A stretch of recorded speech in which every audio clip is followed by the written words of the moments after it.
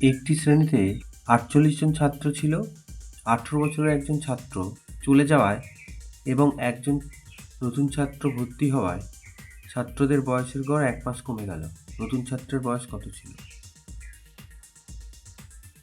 তাহলে এখানে ৪৮ জন ছিল, একজন চলে গেল আর একজন এলো, তাহলে ৪৮ জনই থাকলো।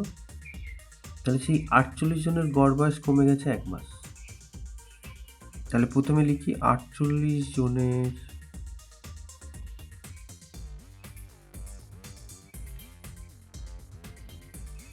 গড় বয়স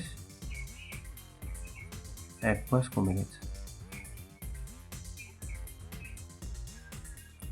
তাহলে ৪৮ জনের মোট বয়স কমেছে কত?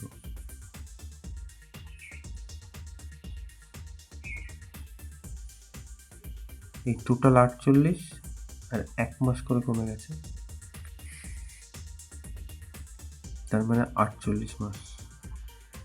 তার মানে ১২ দিয়ে ভাগ করি, ৪ × ১২ = ৪৮, তার মানে ৪ বছর কমে গেছে। এখন এই ৪ বছর কমে গেছে সেটা কার জন্য?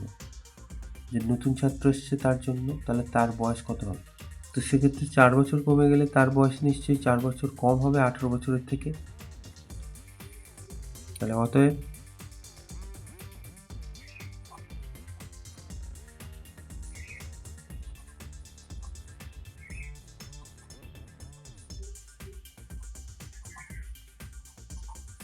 চৌদ্দ বছর।